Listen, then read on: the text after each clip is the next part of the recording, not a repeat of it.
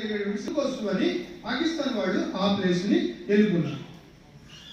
ఏదో ఒక ఆశ ఉండాలి కదా, ఎందుకోసం కార్గిల్ చేశారు. కార్గిల్ వారు ఎందుకోసం అంటే మన యొక్క ఇండియన్ మూమెంట్స్ ని జరగకుండా ఉండేలాగా ఆపడం కోసం చేశారు. ఓకే, ఇప్పుడు ఏం జరిగింది ఆపరేషన్లను సడన్ గా కింద నుంచి వాళ్ళు వెళ్తుంటే అక్కడ నుంచి వచ్చేటువంటి వాళ్ళ ఫైర్ కి ఇక్కడి నుంచి వచ్చే వాళ్ళ ఫైర్ కి మధ్యలో ఉన్నటువంటి ఆబ్స్టికల్స్ ని క్రాస్ చేయడానికి మనకి ఈ మొత్తం అంతా మనది హై స్కూల్ అనుకుంటే ఇక్కడ ఒక 10 మంది, అక్కడ ఒక 10 మంది, అక్కడ ఒక 10 మంది, అక్కడ 10 మంది, అక్కడ 10 మంది, అక్కడ 10 మంది కూర్చున్నారు. ఈ 10 మంది అందరినీ కూడా మనం తీసుకుంటూ మొదట ఉన్నటువంటి హిల్ దగ్గర నుంచి అక్కడ ఉన్నటువంటి హిల్ వరకు కూడా 52 పోస్టులు.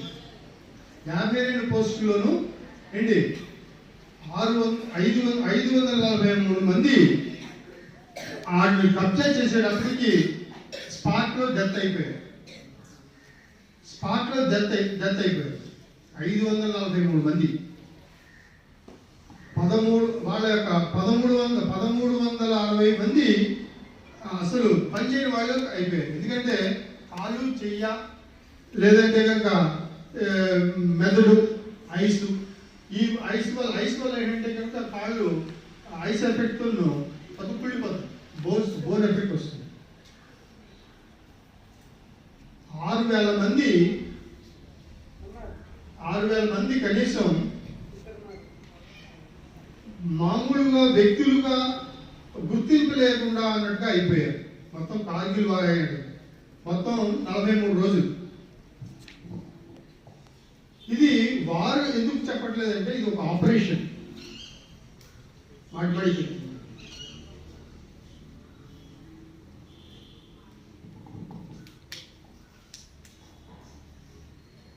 యుద్ధం చేయడానికి కొండ ప్రాంతం అయితే కనుక బోఫోర్ గన్స్ అని చెప్పేసి ఉపయోగిస్తారు. రాడార్ అక్కడ ఉపయోగించిన గన్ పేరేంటి? Bofors guns, artillery Bofors guns అన్నమాట.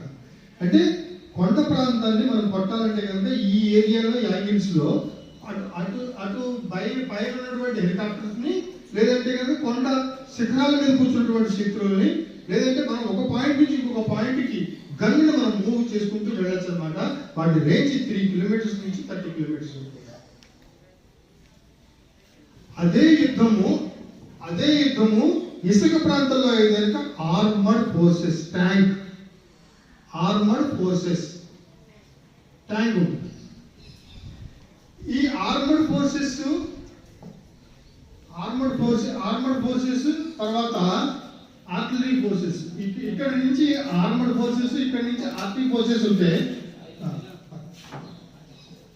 ఇవి ఇదంతా కొండ ప్రాంతం కాబట్టి ఆర్టిలరీ ఇటువైపు నుంచి ఆర్మర్డ్ ట్యాంక్స్ ఫోర్సెస్ ఇక్కడ నుంచి ఫోర్స్ చేయడం వల్ల మధ్యలో ఇన్ఫెంట్రీ వాళ్ళు ఏం చేస్తారంటే వాటి నుంచి పొజిషన్ కవరింగ్ ఫైర్ తీసుకుని వాళ్ళ పొజిషన్ ని ఏం చేస్తారంటే కబ్జా చేసి పెట్టుకుంటారు. ఇన్ఫెంట్రీ ఏం చేస్తుందంటే కనుక అక్యుపై చేసిన తర్వాత ఇన్ఫెంట్రీ ఇస్ ది ట్యాక్ 2, ట్యాక్ 3, ట్యాక్ 4. ఇవన్నీ కూడా టాక్టికల్ అడ్మినిస్ట్రేషన్ సర్వీస్ అంటారు. ఈ నాలెడ్జ్ అంతా కూడా కావాలంటే నేను మళ్ళా ఇంకోసారి బోఫోర్ గన్స్ ఇసుక ప్రాంతంలో దేనికి చేస్తాము ట్యాంక్స్, ట్యాంక్స్. అదే జలంలో అయితే సబ్మెరీన్స్, ఆకాశంలో అయితే మిసైల్స్. గుడ్. సో ఇంతవరకు అర్థమైందమ్మా? సో ఇవన్నీ ఆయుధాలు. ఇప్పుడు మనల్ని మనం రక్షించుకోవడమే ముందు ఇంపార్టెంట్. ఎగ్జామినేషన్స్ లో టీచర్ని, హెడ్ మాస్టర్ని పాస్ చేస్తారా, మీరు పాస్ అవుతారా? ఎగ్జామ్స్ లో ఎవరు పాస్ చేస్తారు? అమ్మాయి పేరేంటి? ఎగ్జామ్ లో ఎవరు పాస్ చేస్తారు? మీరే పాస్ అవుతారా, లేదంటే వేరే మాస్టర్ని పాస్ చేస్తారా? యుద్ధంలో సైనికుడు తన యొక్క ప్రాణాన్ని తనే రక్షించుకోవాలి.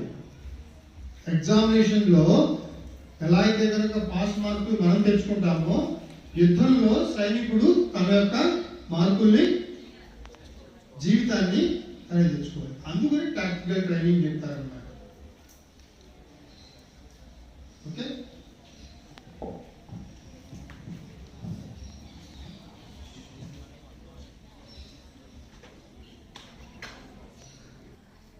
ఒకటి ట్రైనింగ్ కమాండ్. 7 భాగాల కింద చేశారు మొత్తం ఆర్మీ అంతటినీ కూడా. ఓకే, ఇవన్నీ నేను మైక్లో ఎందుకు పెట్టట్లేదంటే ఏంటి 7 ఖండాల కింద చేశారు, 7 పార్టీలు. కొన్ని డైరెక్ట్గా చెప్పండి, కొన్ని ఆ 7టిని కూడా ఏం చేశారంటే మళ్ళా కొన్ని విభాగాల కింద మళ్ళీ మార్చారు. పెద్ద దాన్ని మళ్ళీ దాని కింద కంట్రోల్. వాటిని అన్నింటినీ కూడా ఏమంటారంటే కోర్